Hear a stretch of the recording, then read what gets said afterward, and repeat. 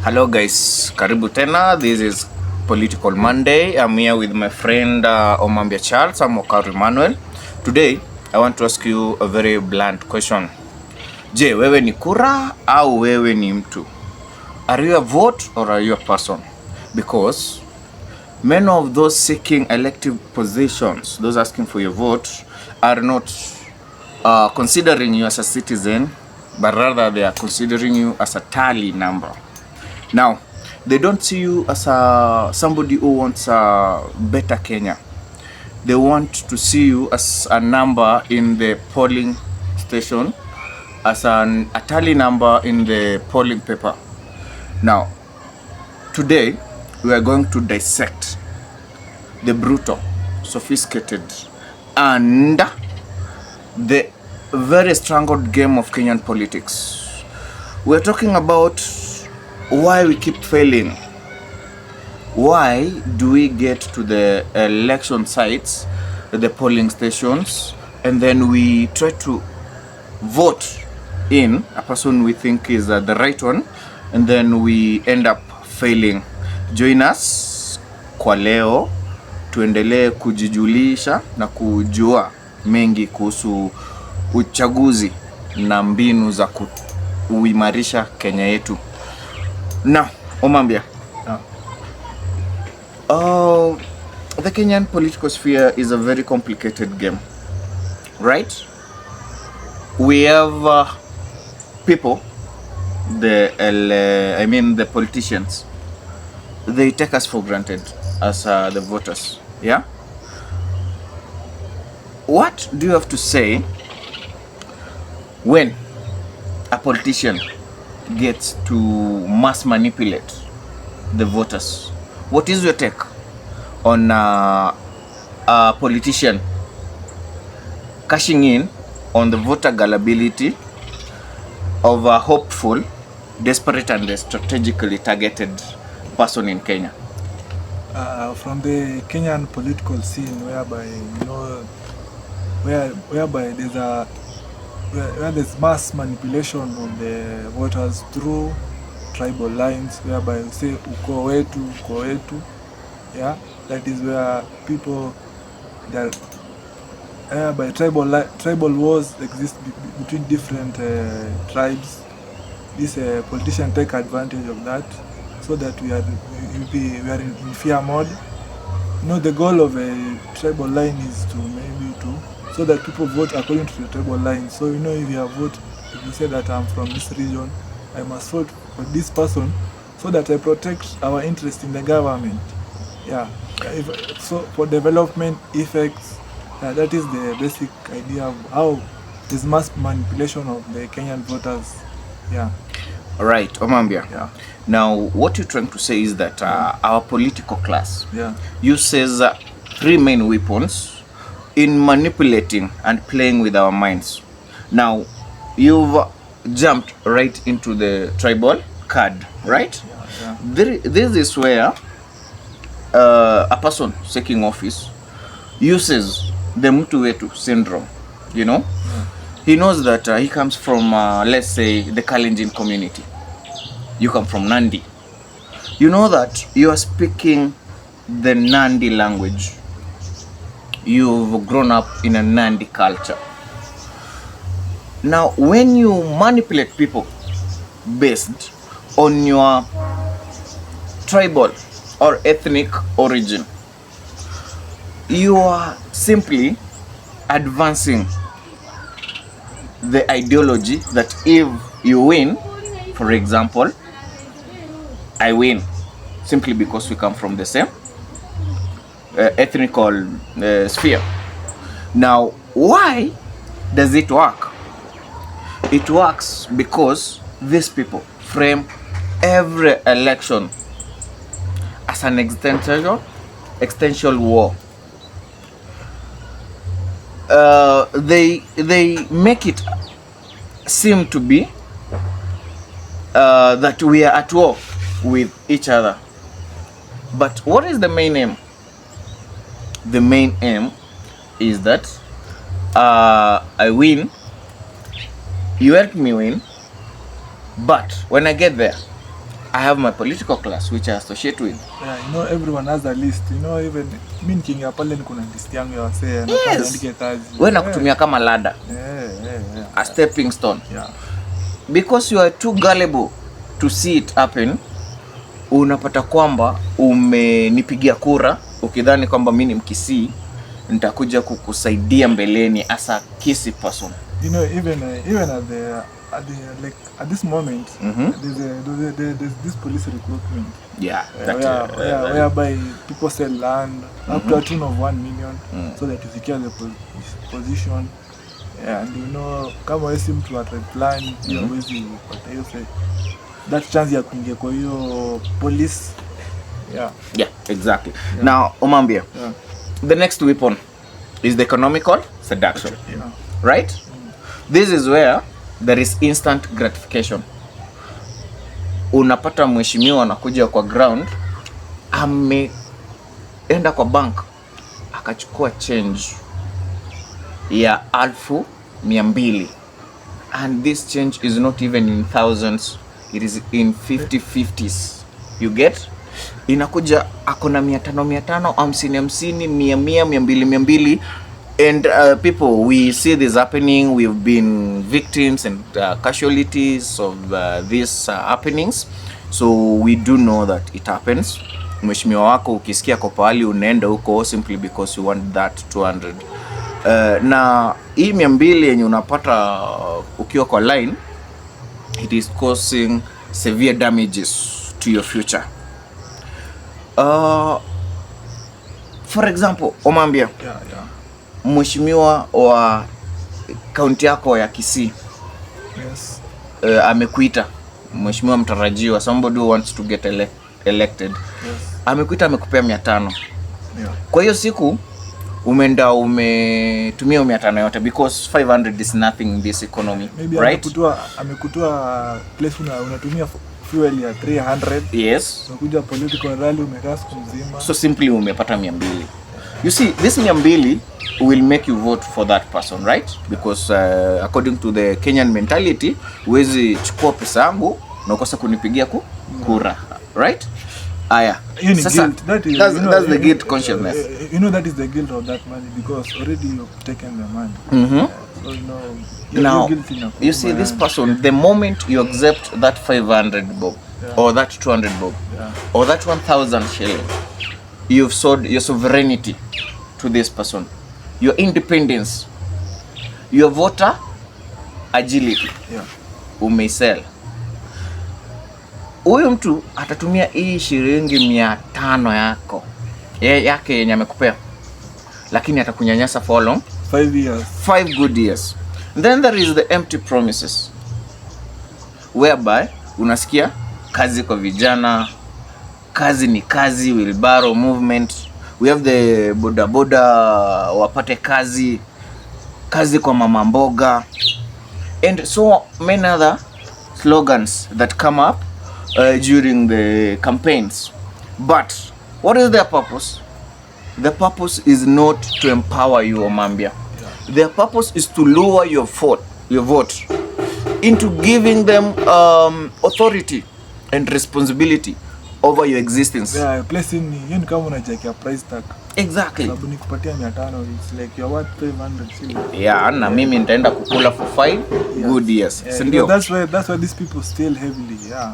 They arudisha ile pesa ya campaign. Right. Yeah, sure, because asha spend. Yeah. Maybe aliomba place fulani. Now, Omambia, the third weapon the politicians use to secure their votes is the digital war. This is where political comes. The higher armies of bloggers, you know, to speak. Bloggers and sellouts. Yes. Yeah. To speak good of them and ill of the opponents, right?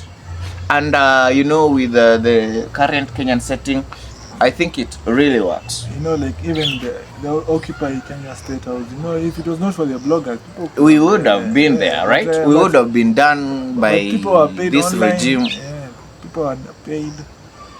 They said, don't go to State House. Guys, I love you so much. Please, State House is a protected area. Don't do that. I mean, what the F is that? We know it's a protected area, but aren't our taxes supposed to be protected?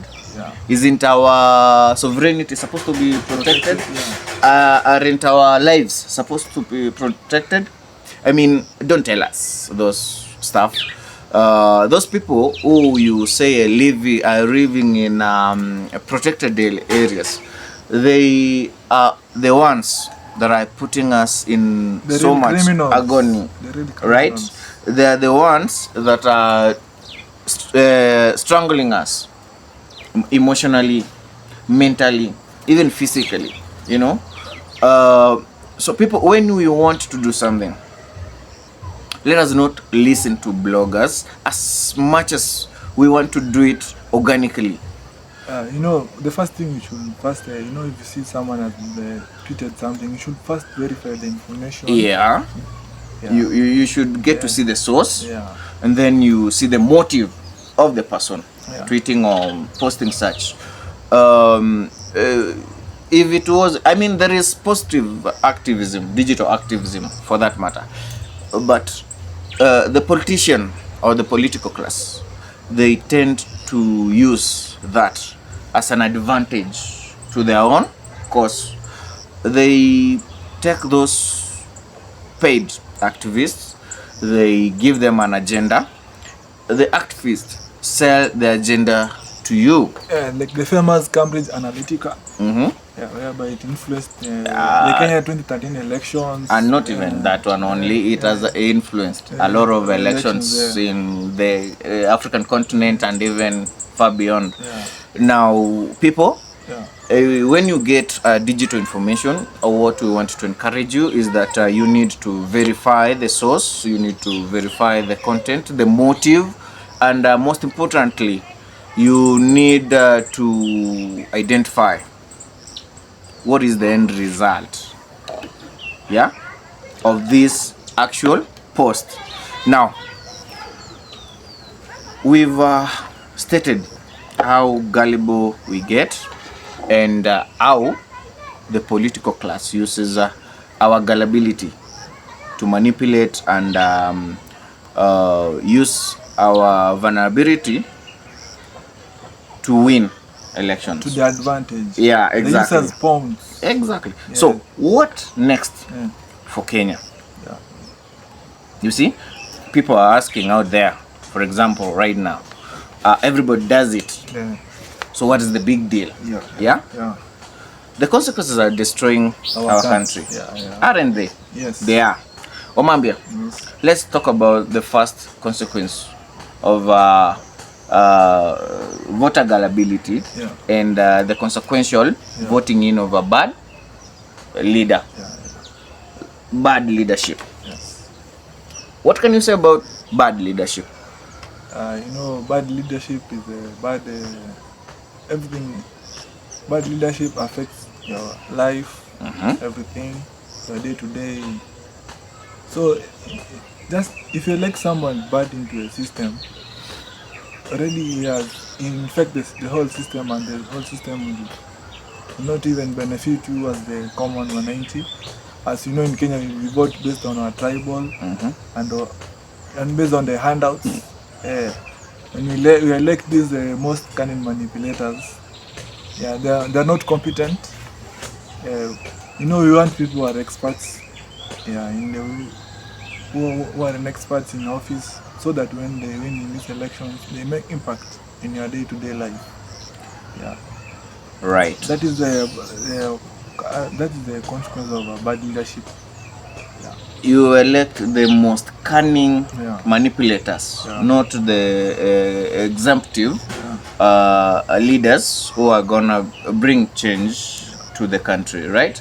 The next point, as a result of voter gullibility, is that the looting continues, right? The corruption, the graft continues, the stealing people continue. Ukielect mtu mwenye mingi uko na mentality kwamba mimi nimetumia pesa yangu kwa campaign, mimi nimedanganya hawa watu, hawa voters ni wajinga, nimewadanganya, wamenipea kiti cha ubunge, wamenipea kiti cha inaitwaje, MCA. Yeah.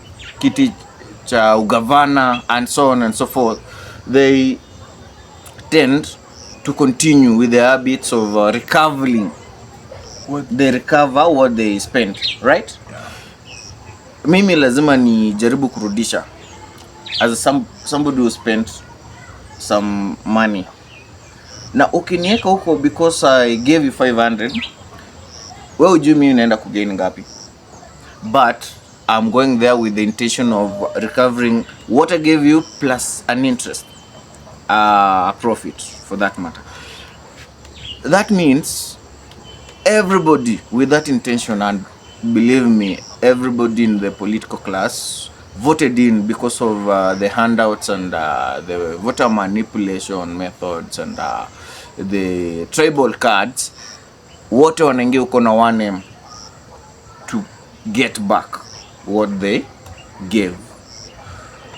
Hiyo inamaanisha kwamba they will continue stealing what was rightfully meant for you until the 5 years are done, right? Yes. Omambe, I want you to talk about the other third result or consequence of voter gullibility.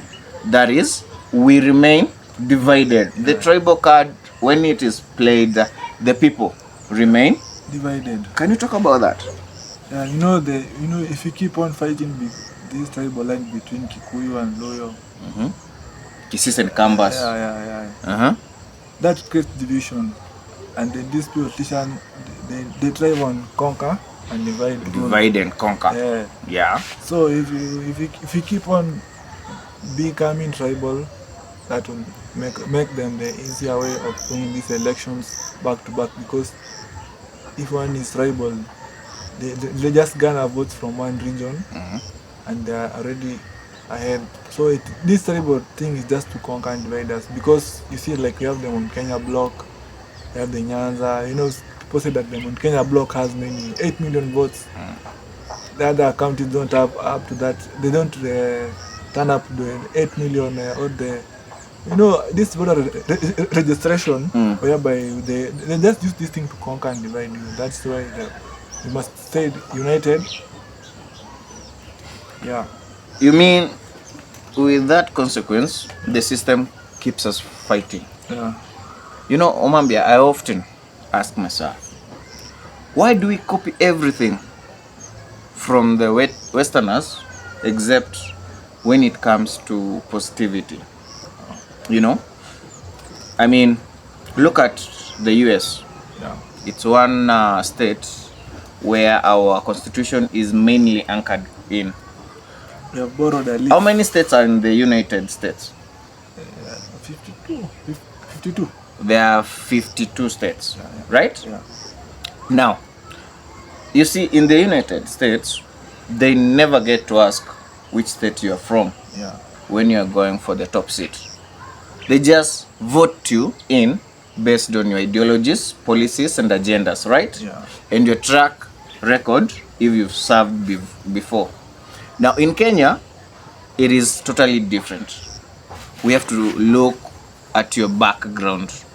Where do you come from, right? What do you speak? Which language do you speak? How much do you give to the lines, people lining up? How much do you give? And most importantly, who do you know? Yeah, that is the scheme or the structure in which the Kenyan politics get to run. Yeah. So, Omambia, Yes. how do we break this cycle?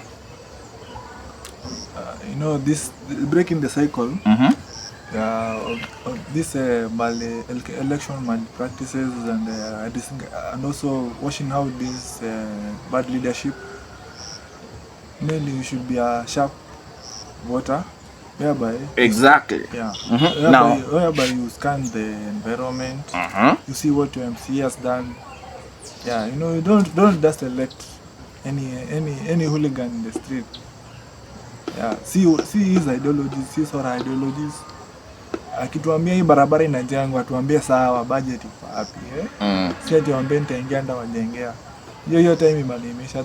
Now this is the era of you say, so ukibudget kitu budget tunaona kwa ground.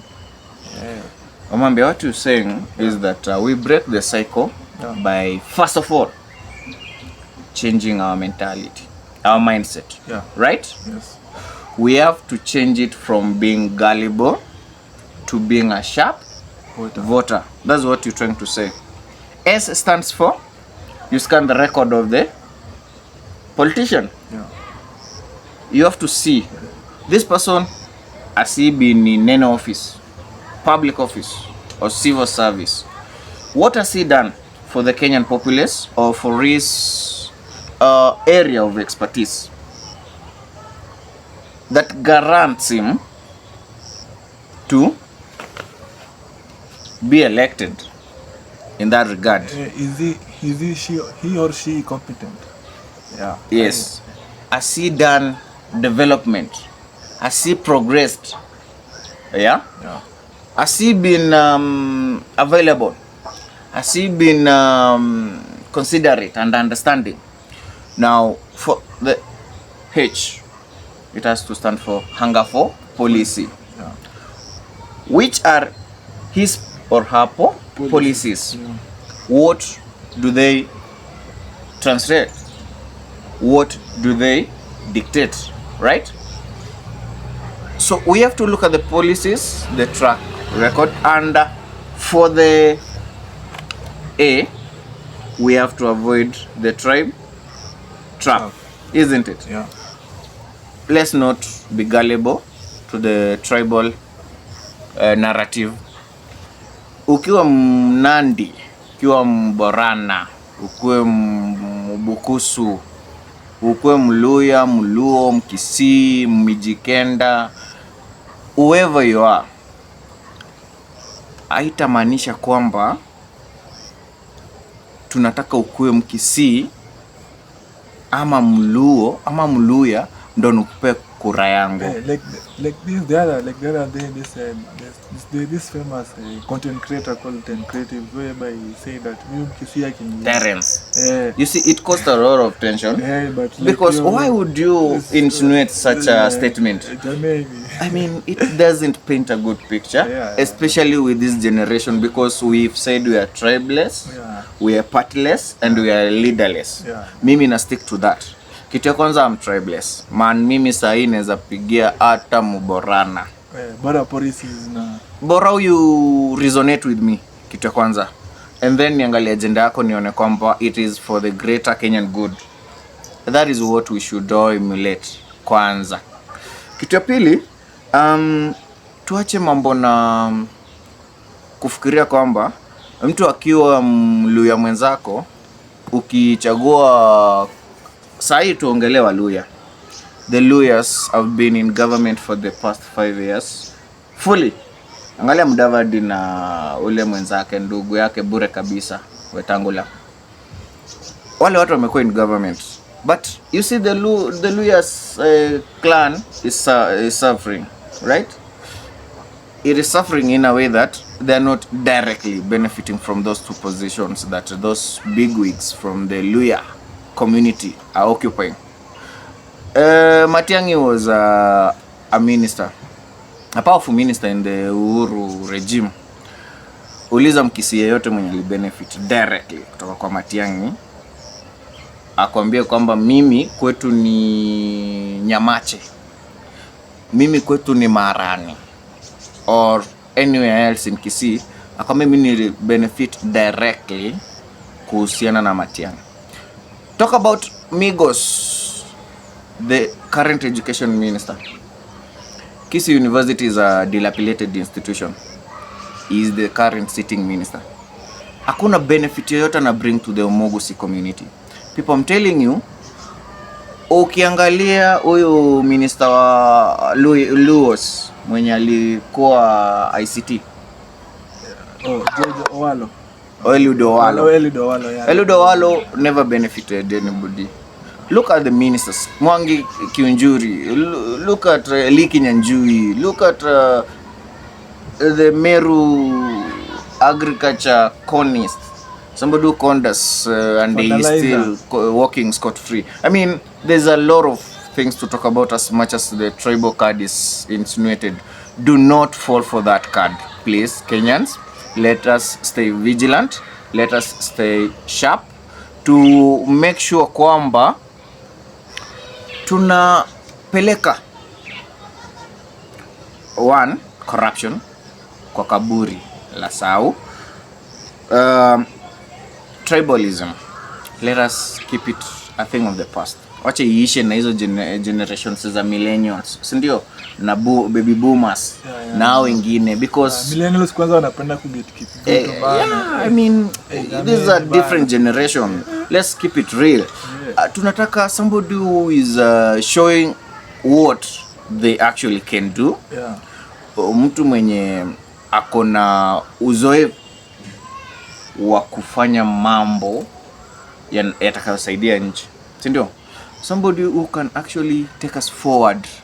Hatutaki hizi vitu zinaendelea East Africa. You see the Ugandan way, the Tanzanian way recently. Because this will cost your children's future, because if you don't fight for the future of your children, then in this depleted state that we are facing right now, there will be no access to health care. I mean, lazima to stand up. Will be a sleepless system. Whereby the digital ID, ukianza kufanya makosa, government freezes your accounts. You must start fighting for a future generation at this moment. That is, we say the youth are the future, but we are now the youths, so we must fight for the future. Now, Mambe, to add on that, I think we have been the future way far before. Na ukisema the youth are the future, inamaanisha kwamba the youth before me were the future. The youth before the youth, before the youth, before the youth, before me were the future. That means mimi, my future yangu imechelewa by far, right? Very. I should have been the future way before, or at least I should have seen the future. Mapema. So it means somebody has already taken my future. Hey, that's basically what it means. So yes, that's why you're in this quagmire state. Okay. That is basically it, because huwezi tuambia we are the future and you keep on destroying our future. Kwani sisi mimi nitafika niambie mtoto wangu you are the future? No. Mtoto wangu atafika niambie mtoto wake you are the future? No. Mtoto wangu atafika niambie mtoto wake you are the future? No. We can't keep on like that, people. We need to address, we need to stand firm, we need to be vigilant, as I've said before. Lazima to stand up for our rights and our freedoms, to make sure kwamba Kenya works for all of us. Thank you, people. That is it for today. Hit that like and subscribe button. Comment with the comment for today. Comment with which policy you thought would have worked out in the last general election that actually turned out to be a scam. Thanks. Share this video. Stay with us. Keep on supporting us. And as we've said before, we really appreciate your support. Mambia? Yeah. Say adios. Adios. Peace.